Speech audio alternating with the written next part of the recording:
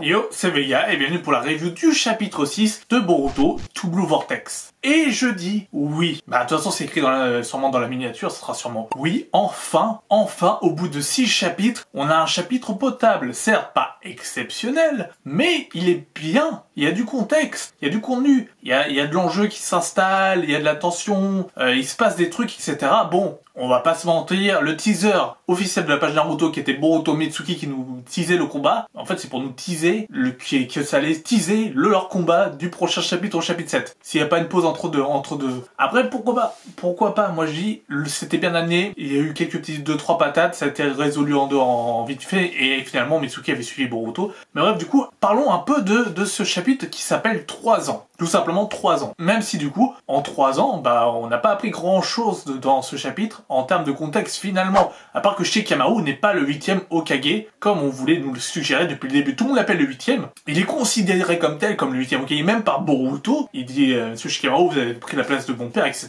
Pourquoi pas mais Shikamaru ne se considère pas comme le 8e. Pourquoi? Je veux dire, pourquoi? Il a aucune raison de dire que Naruto n'est pas mort. S'il veut pas prendre les fonctions de Hokage, déjà, il faut qu'il arrête de porter des pantalons qui sont trop grands pour lui. Dans la cover, c'est Shikamaru. Et Shikamaru, je veux dire, Shikamaru, c'est le personnage de l'ancienne génération le plus mis en avant déjà dans Naruto Next Generation à la fin. Et là, c'est le personnage qui est encore le plus mis en avant dans la nouvelle itération de Boruto. Je veux dire, Kishimoto, il aime Shikamaru. Il a un amour pour Shikamaru. Mais du coup, Shikamaru ne veut pas se proclamer Hokage. S'il ne se sent pas les épaules pour être Hokage, bah, il peut clairement désigner une autre personne. Ils peuvent désigner une autre personne. Les vieux qui sont là, qui sont vieux déjà depuis l'époque de Naruto quand il était gamin, ils ont quel âge? Depuis quand ils gouvernent encore à leur âge? Je veux dire, c'est pas... Non, je sais pas quel âge ils ont, mais ils sont immortels ces vieux. Ils étaient là à l'époque de Naruto. Gamin. Naruto quand il avait 12 ans. Là, il en a 33, 34, 35.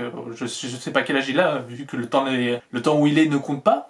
Mais voilà, et ça m'a pas dérangé. Shikamaru, c'est quelqu'un qui est dans l'ombre aussi, comme Sasuke, c'est un Sasuke bis. On va l'appeler Sasuke bis, c'est un peu un Hokage de l'ombre. Shikamaru, un peu comme faisait Sasuke à l'époque. Mais là, c'est quand même assez étrange. C'est quand même assez étrange est-ce qu'il se doute de quelque chose? Est-ce qu'il se dit, non, Naruto, il est toujours en vie, il y a une douille, etc., il peut pas mourir comme ça? Est-ce qu'il est dans le déni? C'est fort probable. En tout cas, on a appris que la situation de Konoha était plutôt critique. Au détour d'une phrase, hein. C'était, on le voit pas, c'est pas montré, etc., mais on voit que c'est plutôt des critiques et apparemment assez tendu avec les autres pays. Voilà. Là, on a un peu de contexte. On se dit, tiens, il se passe quelque chose. Il nous donne un peu à manger, mais c'est léger, tu vois, c'est très léger. Je dis oui, mais c'est très léger, mais c'est déjà ça. J'aime mieux qu'un chapitre où t'as 5 pages où il y a Sarada qui fait un câlin à Boruto. D'ailleurs, on pourra en reparler. Sarada qui fait le câlin à Boruto et qui repense à cette scène-là. Elle se dit, oh, la première chose que j'ai faite, c'est de faire un câlin à Boruto. Bon, c'est cramé qu'elle a des sentiments pour Boruto, que Sumire aussi, qui veulent tous les deux pécho Boruto. Boruto leur annonce que Sasuke c'est devenu un arbre et un Shinju, qu'il va essayer de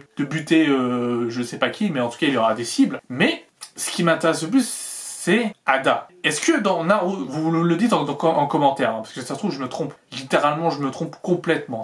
Est-ce que dans Boruto, Naruto Next Generation, est-ce que Ada dit à Boruto et à Sasuke que Naruto est toujours en vie? Il me semble pas. Moi, vous pouvez me dire que je me trompe, hein. De toute façon, je suis là pour parler, pour débattre. On est là pour débattre de Boruto. Donc moi, ça me va si vous me dites non, il l'a dit, etc. Ça s'est bien passé. C'est toi qui te trompes, etc. J'accepterai. Il n'y a pas de souci. Je supprimerai pas les commentaires. Je supprime pas les commentaires. Je réponds. Même si tu me dis connard, je vais juste répondre. Mais bref. Du coup, ils disent que Boruto, Sasuke et Kawaki, et du coup Ada, sont au courant que Naruto est toujours en vie. Mais comment Boruto et Sasuke sont au courant, même si Sasuke est un arbre? Comment ils sont au courant Bah maintenant, il y a les Shinju aussi qui savent qu'il est encore en vie, mais c'est encore une autre histoire. Mais eux, Boruto et Sasuke, comment ils peuvent savoir? Il me semble pas que Ada... Alors, je sais que ça commence à remonter à un certain moment. Ça fait peut-être déjà 1 an que Naruto il est enfermé dans sa prison, donc ça commence à dater. Mais je sais plus le dialogue quand Sasuke fuit de Konoha avec Boruto, que Ada leur dise non mais bon, ne vous inquiétez pas, Naruto est toujours en vie. Il est enfermé dans une prison. Si c'était le cas, je pense pas que Boruto il aurait déserté avec Sasuke. Je pense qu'ils auraient essayé de libérer Naruto de là où il est scellé depuis le temps. Je pense, il leur a pas dit bon bah on va s'organiser de notre côté, etc. On va faire nos bails et on va laisser Naruto là où il est. Là il est en sécurité pour l'instant. Non. Et parlons de Kawaki qui me déçoit. Littéralement, on attend là de voir un peu la puissance de Kawaki. Qu'est-ce qu'il a fait pendant 3 ans? Est-ce qu'il s'est entraîné, etc.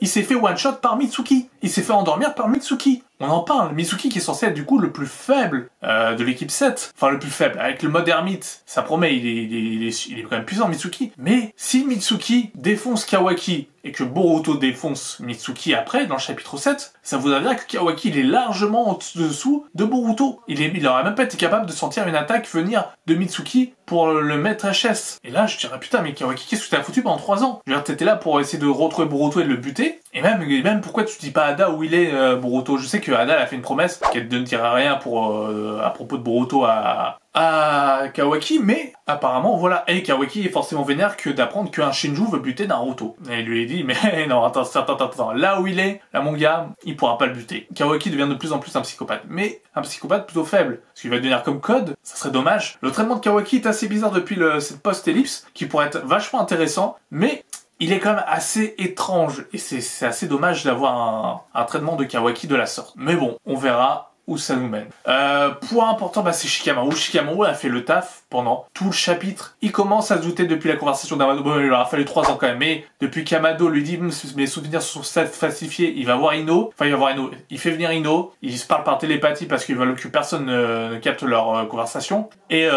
il se dit mes souvenirs sont peut-être falsifiés, etc.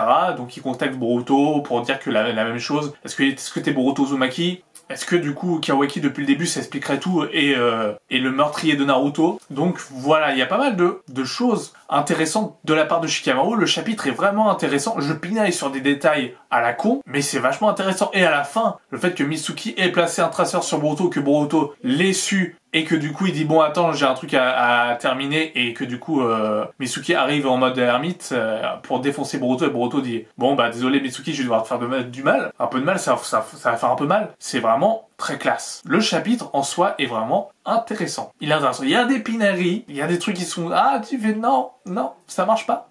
Mais en soi, c'est le meilleur chapitre des 6 chapitres qu'on a lus. C'est-à-dire qu'en 6 mois de Boruto Double Vortex, il aura fallu attendre le tome 2, le milieu du tome 2, pour avoir un chapitre convenable. Le meilleur chapitre, du contexte, etc. Donc c'est bien, c'est quelque chose, il y avait tout. Le chapitre, je l'ai pas vu passer. Les 40 pages, je les ai lus, mais vraiment, je les ai pas vus passer tellement que c'était bien. C'était bien, il n'y avait pas de lenteur, il n'y avait pas de longueur. Enfin, j'ai pas trouvé de longueur, etc. Fidèle au personnage, j'ai l'impression d'avoir retrouvé Shikamaru.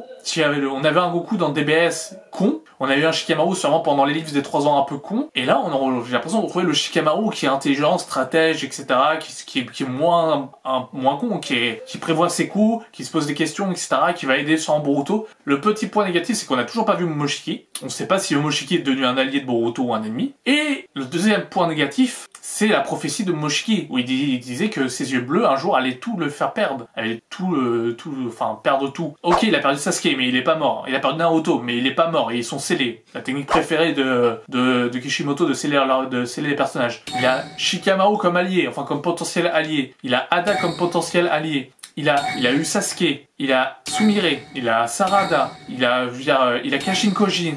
C'est bon, en fait il est pas tout seul Boruto. Il a carrément une équipe. Il a formé une équipe clairement. Boruto n'est pas tout seul, ça lui a fait perdre sa crédibilité auprès du village, il est considéré comme un tueur. Mais en soi, Boruto, sa légitimité est toujours présente. Je veux dire, il a pas tout perdu. Il a encore des potes, il a encore des gens sur qui compter. Voilà, donc c'est peut-être un peu dommage. J'aurais bien voulu un Boruto qui soit beaucoup plus isolé qu'un Boruto qui soit de plus en plus entouré, parce que là, la situation va clairement en faveur de Boruto, et ça va de moins en moins vers la faveur de la prophétie de Momoshiki, et ça serait dommage de pas exploiter ça, mais bon, je pinaille, encore une fois, c'est du pinaillage, mais voilà. C'est à peu près tout ce que j'avais à dire sur le chapitre 6, j'en ferai peut-être un live avec Je Fonce et Makoto, peut-être, on verra, donc restez connectés sur ma chaîne, ou sur la chaîne de Je Fonce, ou sur la chaîne de Makoto, on verra bien. Mettez bien un petit pouce en l'air, ça c'est très bien pour le soutien, s'il vous plaît, on était à 18 pouces en l'air pour le chapitre précédent, essayons de battre ce record, hein, comme de toute façon, là ça fait déjà 11 minutes d'enregistrement, donc c'est une des premières fois que je fais des vidéos les plus longues sur Boruto, alors que j'ai encore des choses à dire, mais voilà.